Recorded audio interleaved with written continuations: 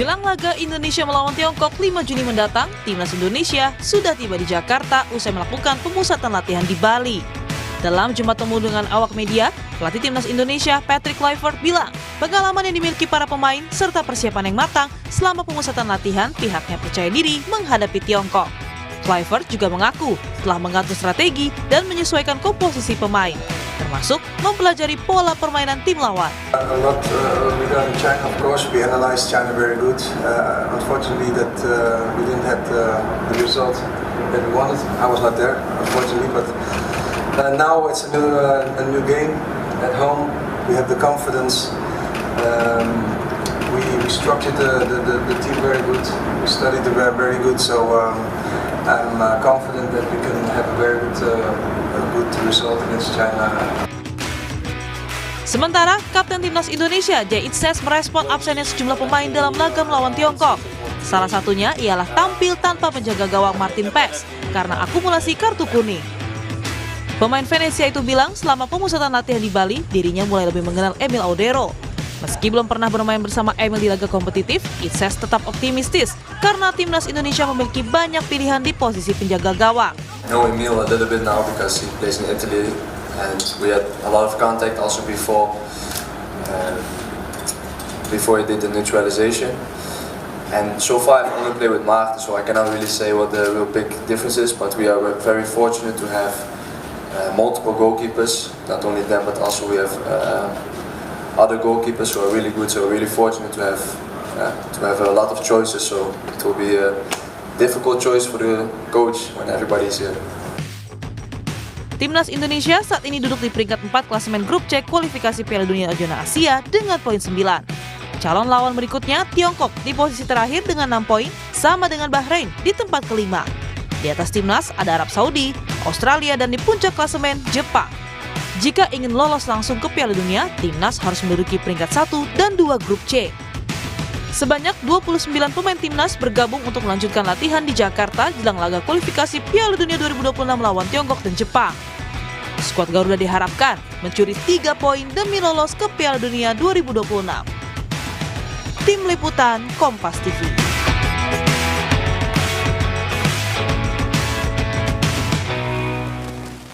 Saudara, jelang laga Timnas melawan Tiongkok 5 Juni mendatang, skuad Garuda sudah tiba di Jakarta. Laga ini memiliki arti krusial bagi kedua tim demi lolos kualifikasi Piala Dunia 2026. Pasalnya, hanya 2 tim teratas klasemen yang berhak lolos, sementara peringkat 3 dan 4 harus berjuang kembali di putaran keempat kualifikasi.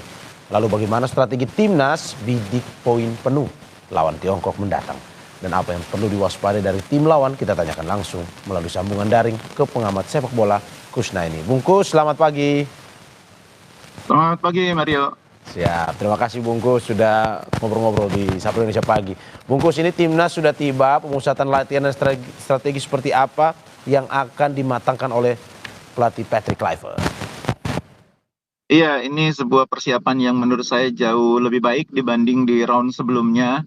Karena bukan hanya sempat mengalami TC, tapi yang paling penting pemain-pemain sudah bisa lepas ya dari kepenatan sesudah mengikuti kompetisi yang panjang selama 1 musim.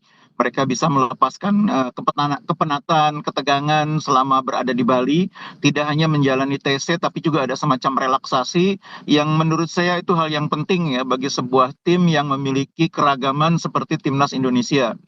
Di samping itu beberapa pemain yang juga sempat beberapa waktu absen dari latihan mungkin karena kompetisi sudah selesai sekitar sepekan atau bahkan ada yang sudah 2 pekan.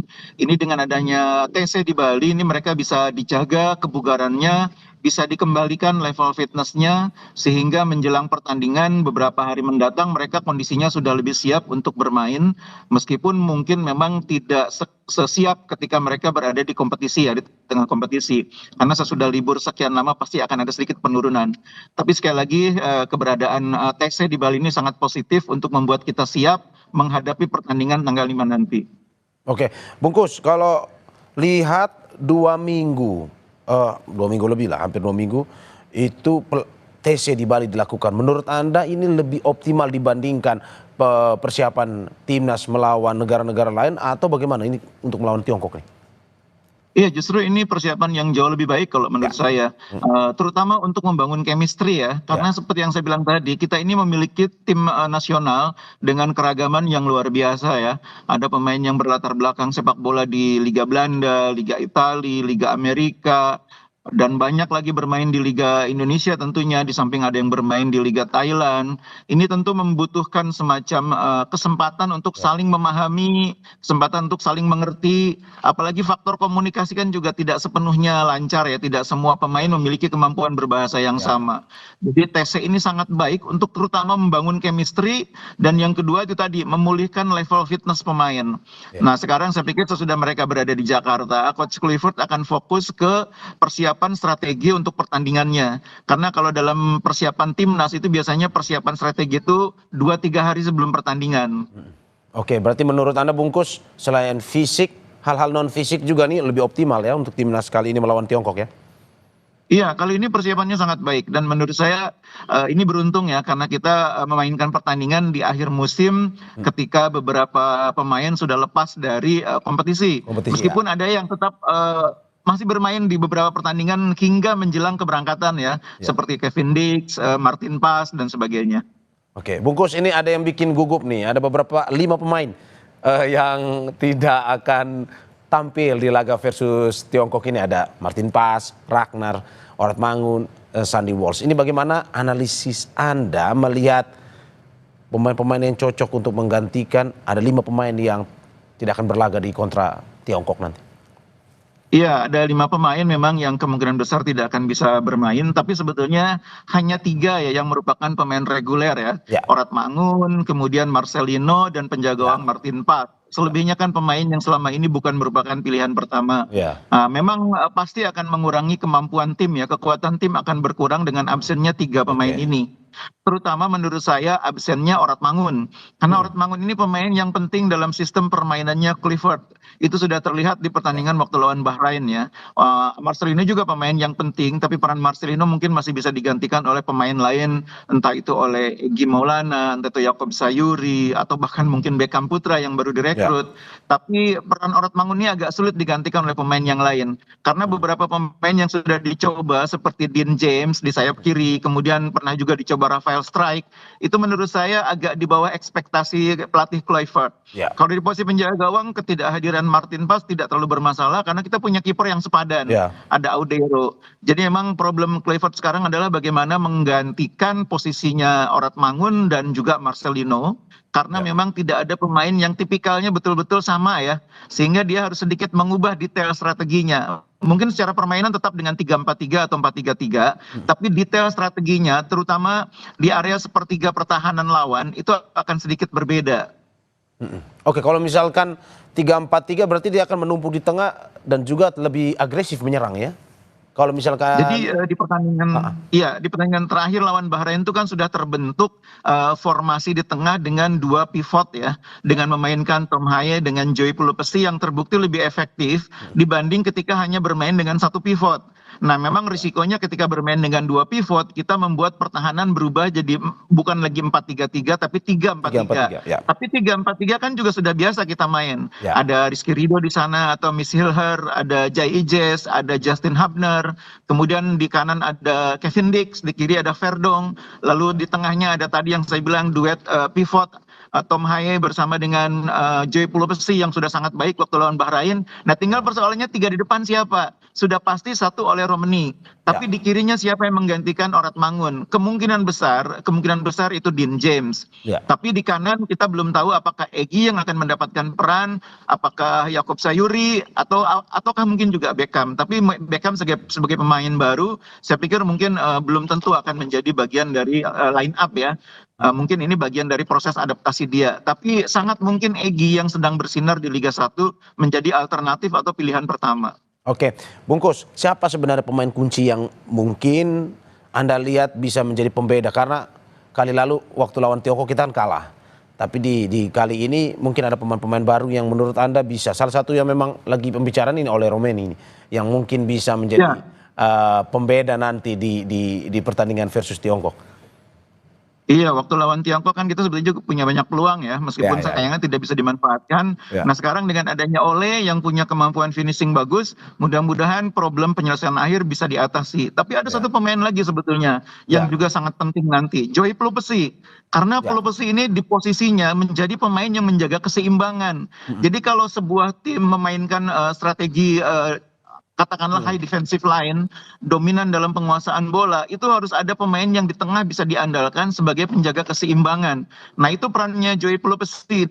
Jadi ketika pemain lain fokus ikut membantu serangan, Tom Haye, lalu dua back kita, Kevin Dix di kanan, Verdong di kiri, di belakang juga mungkin Justin akan ikut terdorong ke depan. Ya. Harus ada di tengah yang siap melapis. Dan itu orangnya adalah Joy Pelupesi. Jadi Ya. mudah-mudahan Joy dalam kondisi yang optimal supaya bisa memainkan perannya dengan baik lawan China nanti, lawan Tiongkok nanti.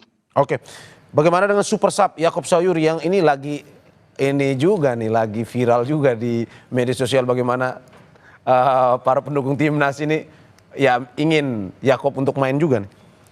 Iya, Yaakob sedang bagus performanya di Liga 1 sehingga biasanya pemain yang bagus di Liga itu mendapat kesempatan oleh pelatih timnas untuk diberi kesempatan. Tapi di posisi yang sama itu ada Egy ya. Jadi pilihannya antara Yaakob atau Egy karena dua pemain ini memiliki tipikal yang memang agak berbeda, tapi dua-duanya punya kemampuan untuk menggantikan peran Marcelino. Marcel ini kan kalau di timnas main agak digeser ke kanan ya, walaupun sering juga masuk ke dalam. Oke, berarti memang untuk materi pemain yang saat ini dimiliki, 28 pemain yang dimiliki oleh Patrick Kluivert, menurut Anda Bungkus, ini bikin pusing Patrick Kluivert juga untuk memilih siapa yang harus line up utama nih ya. Betul, jadi pilihannya cukup banyak dan kualitasnya cukup merata, tidak hanya di depan. Di belakang juga saya pikir Coach Kluivert akan sedikit bingung apakah memilih Miss atau memainkan Rizky Ridho yang bermain sangat baik juga waktu lawan Bahrain. Miss ini kan track recordnya kalau di timnas ini kan seringkali tidak bisa konsisten dalam dua pertandingan. Seringkali di pertandingan berikutnya cedera gitu ya. Nah Coach Kluivert mungkin akan berpikir mana yang akan diprioritaskan untuk Miss. Apakah Miss main di pertandingan pertama, yang keduanya nanti Rizky Ridho lawan Jepang atau bagaimana? Karena Miss ini seperti yang saya bilang tadi beberapa kali sempat mengalami cedera ketika mengalami pertandingan beruntun dalam jangka waktu yang pendek.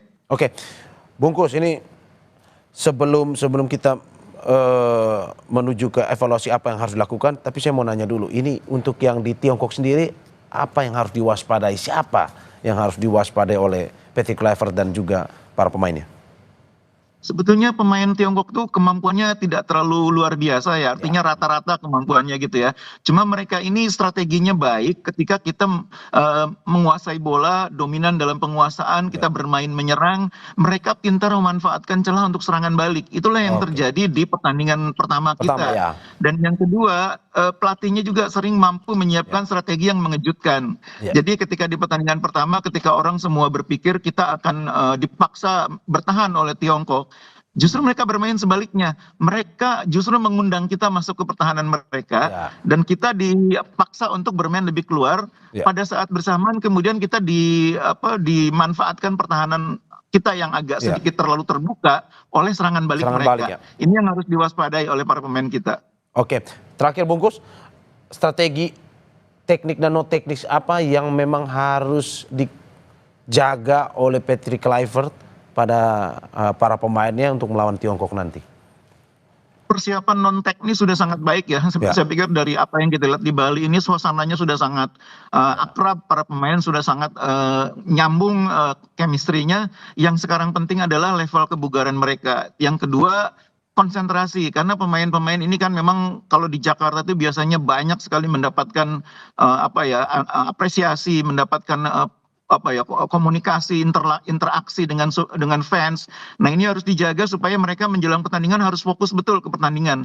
Jadi kita juga berharap PSSI bisa melindungi para pemain, jangan terlalu banyak mendapatkan upaya-upaya pendekatan secara personal dari para pendukung timnas yang memang sangat mencintai para pemain ini. Tapi pada saat bersamaan itu berpotensi mengganggu konsentrasi pemain. Jadi harus dijaga, sementara dijauhkan dulu lah. Ya, oke.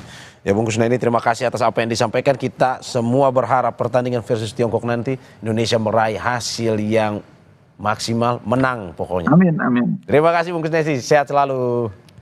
Terima kasih.